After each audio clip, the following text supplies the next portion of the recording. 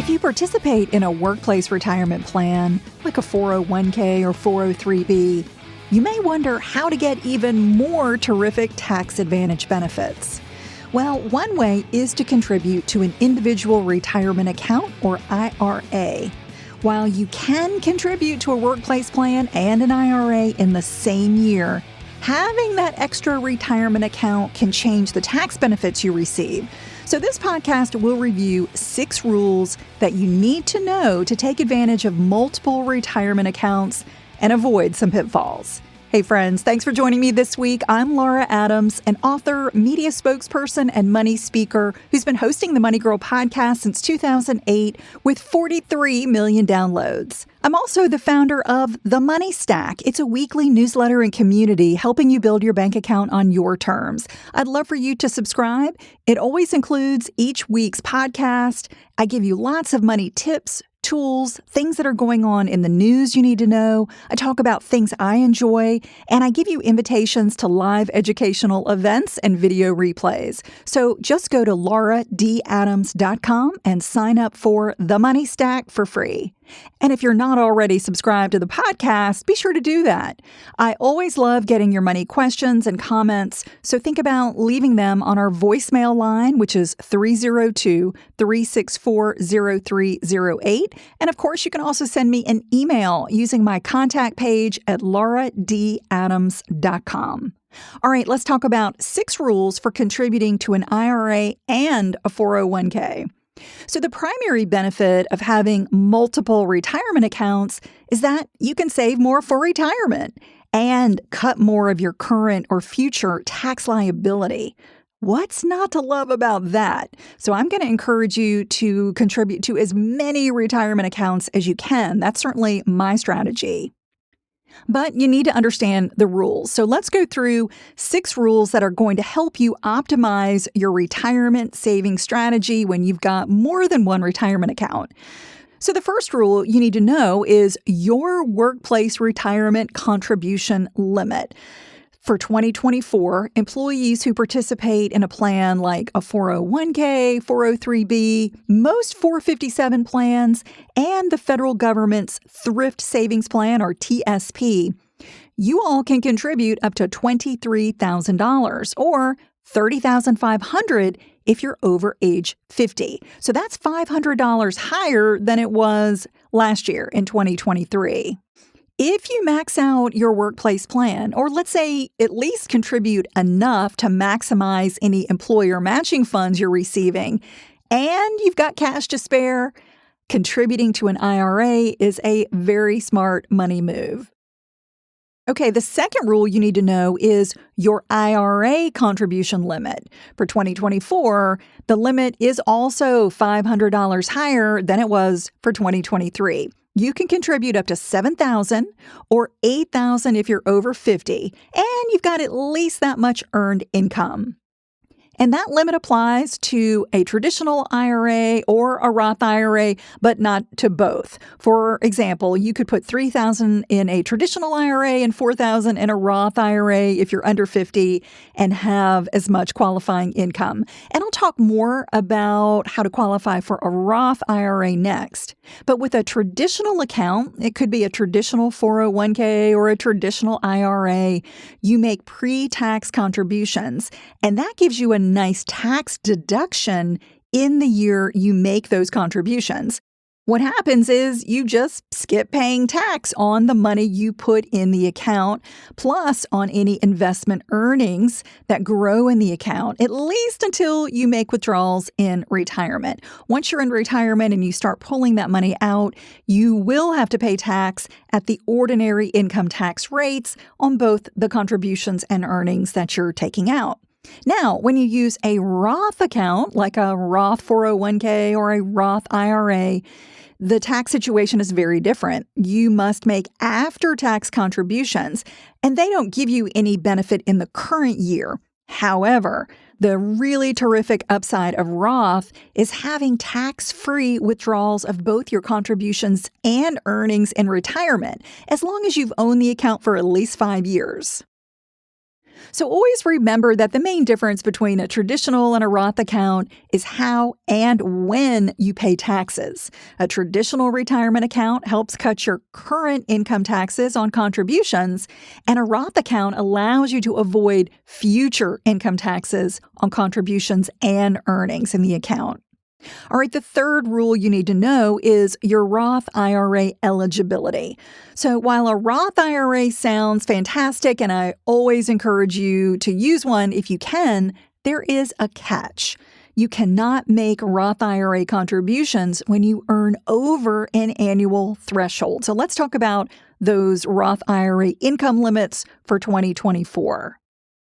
If you're a single taxpayer and you have modified adjusted gross income, or MAGI or MAGI, at or above $161,000, that's at the point where you are ineligible for a Roth IRA. If you're married and you file a joint tax return and your household MAGI is at or above $240,000, that's at the point where both of you are ineligible. And if you're married but you file separate tax returns, when you have MAGI at or above $10,000, you are ineligible for a Roth IRA. So if you earn less than those amounts I just covered, I definitely recommend using a Roth IRA in combination with a workplace retirement plan. You may have some significant account growth in a Roth, and as I mentioned, it grows tax-free, which could give you massive tax savings, especially if you have that account for a long period of time. Another Roth IRA benefit is that you can even withdraw your original contributions from the account before retirement without owing taxes or a 10% early withdrawal penalty. That gives you some really nice flexibility with that account. Plus, because Roth contributions are non-deductible, remember you do have to pay tax on them up front, there is never a conflict with using a Roth IRA in combination with a workplace account. And I'm going to talk more about a potential conflict with a traditional IRA in just a moment. All right, the fourth rule you need to know is your traditional IRA deductibility with a workplace plan. Now that you understand various retirement account contribution limits and the main differences between traditional and Roth accounts, let's cover the downside of contributing to a workplace plan and a traditional IRA in the same year. Your tax deduction for traditional IRA contributions may be reduced or even eliminated, depending on your income. So let's go through what those limits are for 2024. If you're a single taxpayer and you have a workplace retirement plan, you are going to get a reduced traditional IRA deduction when your MAGI is between $77,000 and $87,000, and then no deduction if your MAGI is at or above $87,000. So again, that's a situation where you can have both the workplace plan and the IRA, but when your income is above $87,000, those contributions to the traditional IRA are not going to be deductible. If you're married and you file a joint tax return, you get a reduced deduction when your household MAGI is between $123,000 and $143,000, and no deduction at or above $143,000. If you're single and file separate tax returns, you get a partial deduction when your MAGI is less than $10,000 and no deduction at or above $10,000.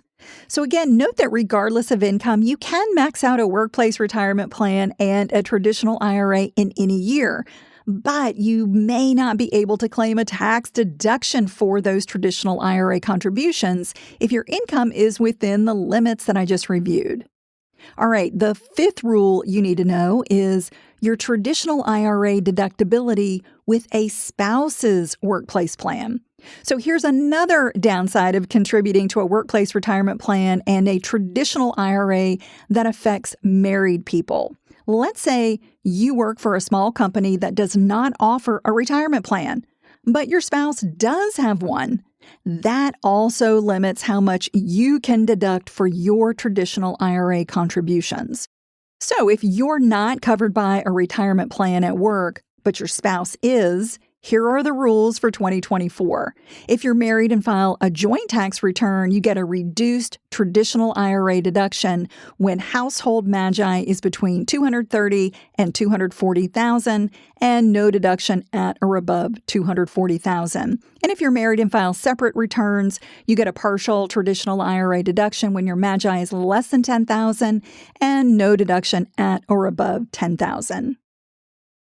And remember that if neither you nor a spouse have a retirement plan at work, none of these limits apply, and you can claim a full tax deduction for your traditional IRA contributions. All right, the sixth rule is that you must track non-deductible traditional IRA contributions. So let's say you've got a retirement plan at work, but your income is too high to qualify for a Roth IRA, and it's too high to qualify for deductible traditional IRA contributions. Well, you may choose to make non-deductible contributions. And again, you're not going to get that upfront tax benefit, but your investment earnings in the traditional IRA are tax deferred until you make withdrawals in retirement. That's still a really nice benefit. But the downside to having a traditional IRA with both deductible and non-deductible contributions inside it is that the record keeping can get tricky. If you or your custodian don't track them properly, you could end up paying tax twice on the same funds in retirement. So you could pay tax on them today and then forget you paid tax, and then when you withdraw them in retirement, pay tax again. That's not good. So to help keep that straight, you must file IRS Form 8606 non-deductible IRAs when you make non-deductible contributions for a traditional IRA. Also, I recommend opening a separate IRA account that is solely for your non-deductible contributions. That prevents confusion about which funds have already been taxed and which ones haven't. So I hope these rules and recommendations will help you use as many retirement accounts as you qualify for and build a lot more wealth for a happy and secure financial future. If you're enjoying Money Girl, please rate and review the show in your podcast app to let us know you're getting value from each weekly episode. And remember, the notes for the show are always in the description. That's all for now. I'll talk to you next week. Until then, here's to living a richer life. Money Girl is a quick and dirty tips podcast. It's audio engineered by Steve Rickyberg. Our director of podcast is Brandon Gachus. Our digital operations specialist is Holly Hutchins. Our advertising operations specialist is Morgan Christensen. Our marketing and publicity associate is Davina Tomlin. And our marketing assistant is Cameron Lacey.